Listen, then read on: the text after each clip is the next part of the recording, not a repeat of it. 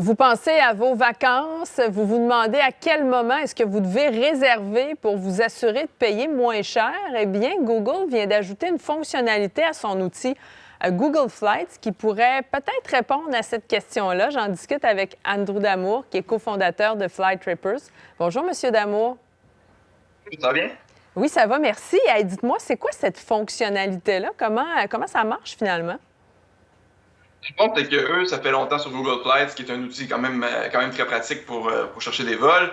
Ça a toujours été possible de trouver l'historique du prix, c'est-à-dire voir si c'est un prix qui est élevé comparativement à d'habitude ou pas élevé. Maintenant, ce qu'ils ont ajouté, c'est vraiment une prédiction, si on veut, de dire ben c'est mieux d'attendre à tel moment pour acheter ce vol précis-là. Donc, j'ajouterais que c'est pas pour toutes les liaisons. Là. Fait que, comme exemple, j'ai regardé tantôt Montréal-Toronto parce qu'il faut que j'y aille dans un mois. La fonctionnalité n'existe pas encore pour cette route-là, pour cette date-là. Fait qu'il faut qu'il y ait vraiment assez de données pour qu'ils puissent faire une prédiction, si on veut.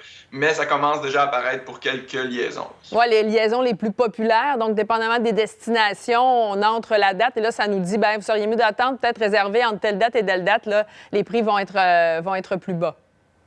Exact. Donc, ça apparaît exactement au même endroit où si vous avez déjà utilisé Google Flights, vous savez où c'est écrit l'historique de prix, le fait que c'est plus cher ou moins cher que d'habitude, mais c'est juste à côté de ça. Si c'est écrit vous devriez réserver à telle date, ben là, c'est leur prédiction. Puis si c'est rien écrit, c'est comme d'habitude, ben justement, c'est parce qu'ils n'ont pas encore assez de données pour faire une prédiction fiable.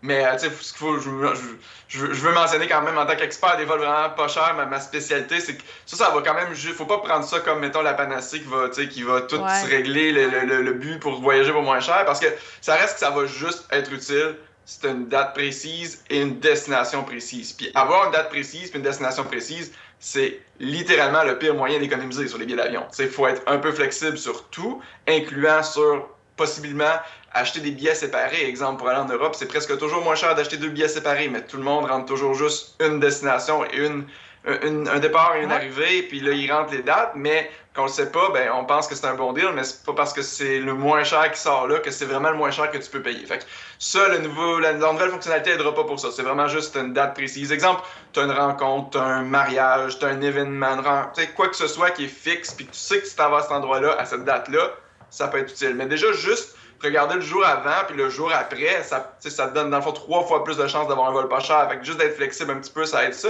Cet outil-là, tu ne le dira pas, ça, parce que c'est vraiment par date. Oui, puis on a cette croyance qui dit qu'on doit réserver d'avance pour avoir les meilleurs prix. C'est plus vrai nécessairement, ça, hein? Mais c'est parce que les mécanismes de prix des transporteurs aériens, c'est tellement variable. Là. Pour une destination, c'est X, pour l'autre destination, c'est Y. Pour le temps des fêtes, c'est différent que pour le milieu de février, exemple. Fait que ça varie énormément. C'est pour ça que c'est un peu embêtant de dire ah oui, réserver tant de mois d'avance.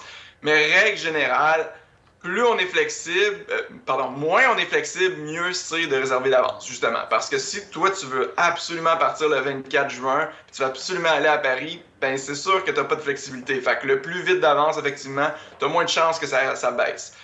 Si tu es le moindrement flexible, justement, de dire je vais partir le jeudi au lieu du vendredi, ou même le mercredi, ben là, tu peux attendre un peu plus. Mais le meilleur moyen, c'est vraiment de regarder souvent. Pour avoir une idée, parce que souvent sur notre site, les gens nous arrivent, c'est j'ai vu tel prix pour telle destination, mais c'est un bon prix ou pas? Ben, c'est sûr que si tu n'as jamais regardé, tu n'as même pas pris, tu n'as aucune espèce de contexte pour savoir si c'est un bon prix ou pas. Mais si tu regardes d'avance, puis tu as une idée, ben 600, c'est 600, puis là tu regardes, ça baisse à 400, ben là, ça c'est un bon prix, tu le sais. Fait que c'est vraiment de regarder souvent, puis tu planifies le plus d'avance possible. Oui, mais à l'inverse aussi, ça peut augmenter. Puis là, tu approches de ton voyage, puis là, tu n'as plus le choix de réserver, puis tu aurais dû le prendre un petit peu avant. Il y a ça aussi là, qui risque d'arriver. Oui, exact. C'est ça. Fait qu'il ne faut pas trop attendre dernière minute. Règle générale, parce qu'il ne faut pas non plus faire comme ceux qui réservent trop d'avance, parce que ça, c'est pas mieux non plus. Il y a des gens qui réservent un an d'avance. C'est sûr que tu n'as pas le meilleur prix un an d'avance. Ça, c'est sûr, pour des billets d'avion. Là. Mais plus le vol est long, comme des longues distances, comme aller en Europe, aller en Asie, généralement, c'est un peu plus tôt. Fait qu'on se dit, tu sais, 3 à 6 mois, mais comme je dis, faut pas prendre ça comme du cash, puis que c'est noir sur blanc, puis c'est simple comme ça, là, mais, tu sais, règle générale, 3 à 6 mois, c'est dans ce range-là que tu vas avoir le meilleur prix. Pour les destinations un peu plus proches, plus 2, 3, 4 mois, ça peut être un peu plus proche. Puis si tu es super flexible, ben tu peux attendre encore plus parce que si tu dis, moi, je veux aller n'importe où, je veux le billet le moins cher, ben tu peux attendre un peu plus, il va y avoir des deals. Mais c'est toujours un petit risque, un gamble. Mais le meilleur moyen, c'est vraiment d'investir le temps, tu sais.